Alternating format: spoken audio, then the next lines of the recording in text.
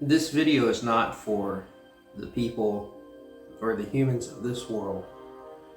This video is more for those who are monitoring me from wherever you're at, whatever planet you're on, whatever dimension that you're watching this from. This is something that I need to share and document and send out. And that's sometimes when I sleep and I dream, I have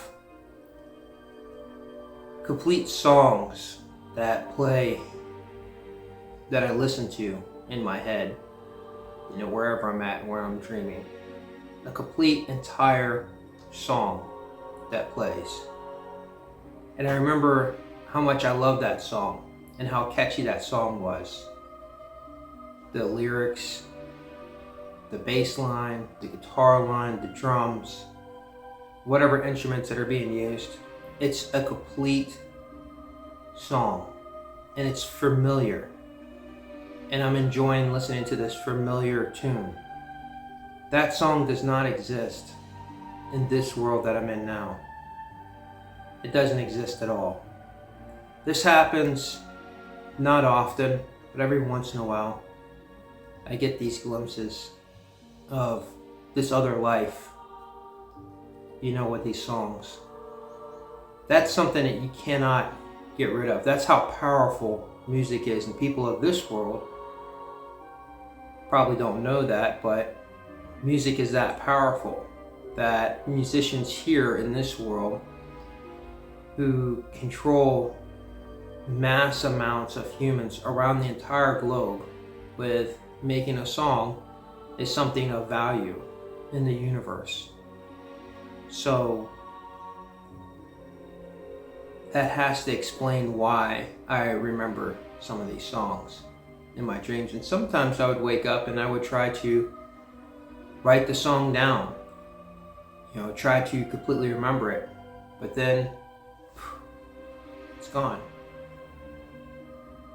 And then I'm sad for a little bit because I know that I'm missing something. And this was long before I realized that I wasn't part of this world or not from this world. Most of my dreams, as you already know, and the humans who monitor me here and listen, most of my dreams I am flying. I fly a lot. I have wings.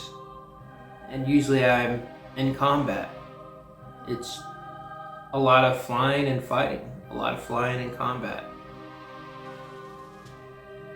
And the combat is justified on good intentions and goodwill and of defense or protection, and not just doing malicious things, because those things are not in my nature. They've never been in my nature. It's never been part of me. Cruelty is not something that has ever sat easy with me. Empathy has always been extremely strong. Why is it that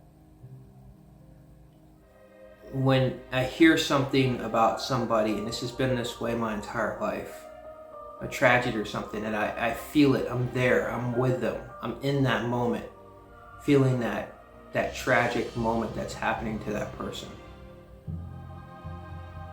And I can't get out of it, I'm there. So I experience all of the death, I experience all of the pain.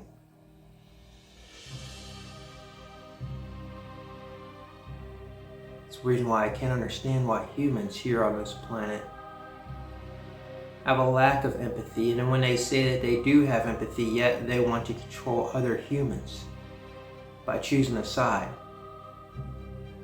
That is not true empathy. It's only an empathetic moment for yourself. It's only a reflection of that you don't want to be in that position. True empathy comes from a true neutral position. If you have a God that you worship, if you have a political party, if you have an agenda, that is of self, a selfish agenda for a group that you belong to, how come you're not empathetic for the other group, for the other religion? And to say that you're empathetic because you don't want them to burn in the hell that you have created in your mind for them, that's not empathy.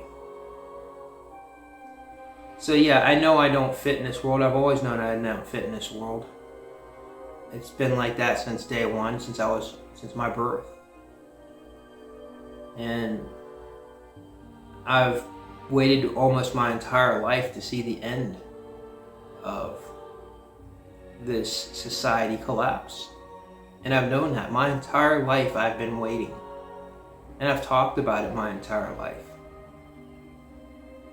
And now it's here. It's come to pass. It's coming now, right? It's happening now.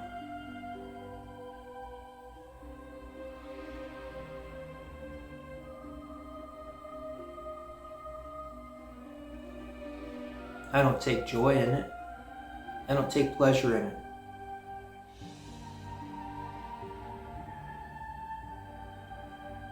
And I do empathize for people often when I'll be at a red light and I'll see somebody walking.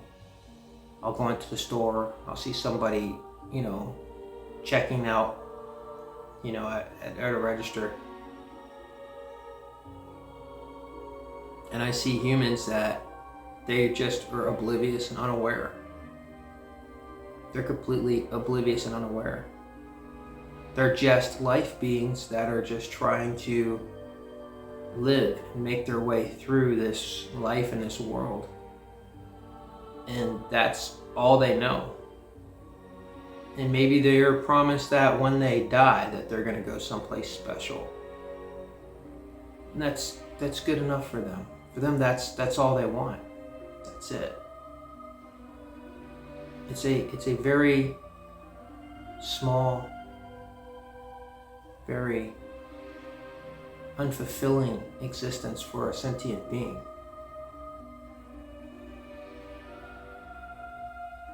And that's all they want. But along the way, a lot of those very small, very simple humans will suppress other very small, very simple humans. And they can't understand what it is to be just a human, just neutral. Because there's these boxes and these things that have been pushed onto them by another species, by another. And they just can't see it. It's like they can't see the 1972. So there's either two things. Either I'm in a simulation where I'm the only one who is in control of the simulation and can see what's happening, and this is my world, or I'm from another world and I am here along the ride to see the end of this one, to see the end of this civilization, these people. Either way, I have the same request. And here's my request. I want more control. I've been thinking about this for a little while now, about how I've been talking about evolving. It's not that I have to evolve. I have to remember. Those dreams are glimpses of memories. I just have to remember who I am, where I come from, and what I am. And whether this is a simulation, which I don't believe that it is anymore.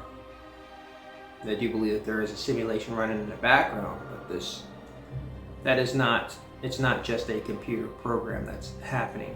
An alien AI program that's happening that engulfs this whole planet, which the humans are completely oblivious and unaware of and don't understand how there can be a simulation, an AI, an alien AI running in the existence of a natural reality with their world at the same time.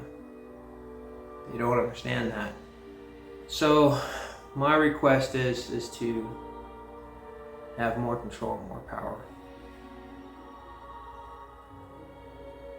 You could say it's for selfish reasons, whatever.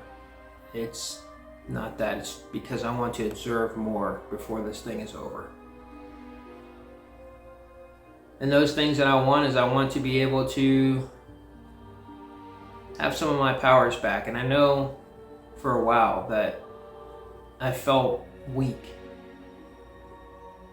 For many years I thought about like how weak I felt.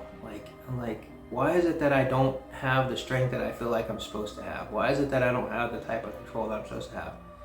And I've thought of this long before the 2017 event.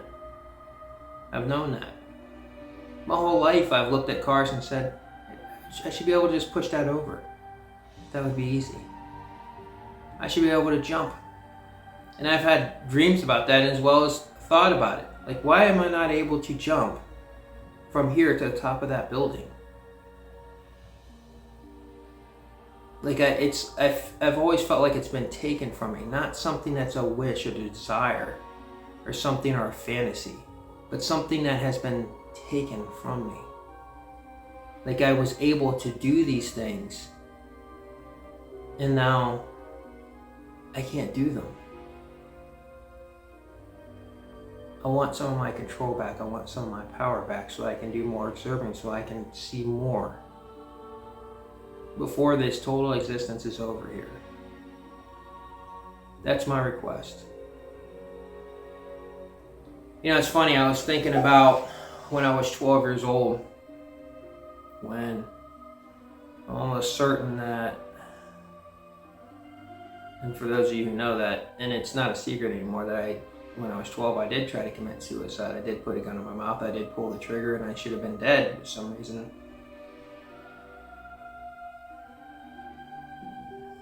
I woke up in my bed, but the gun was still on the floor in my mother's room, and she was in the shower. She just came home and went to take her shower. And then I scrambled to take that gun and to hide it back away. So I know that it wasn't a dream. And around that same time, I had started drawing these pictures of these birdmen and reptilian men. And I just thought it was a fun fantasy. You know, they're at odds with each other and stuff. It was just one of those things that I look back on now and memories.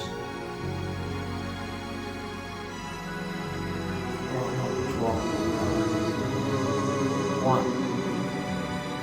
Some of those things are taken from me back.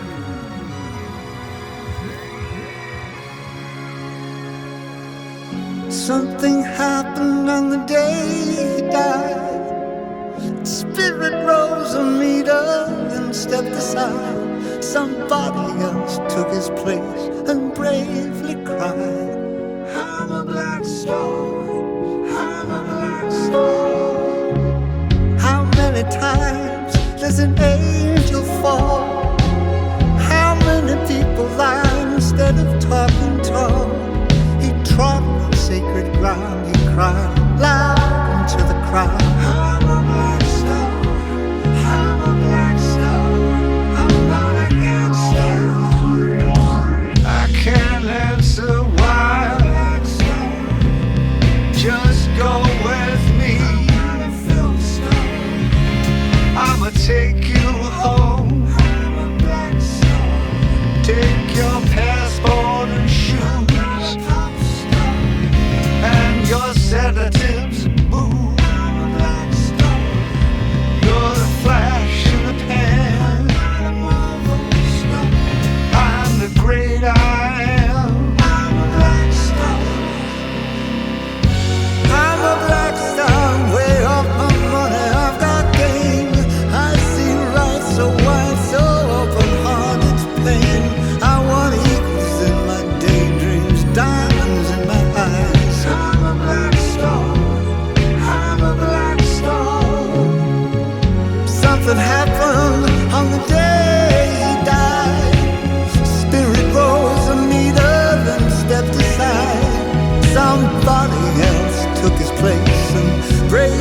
right.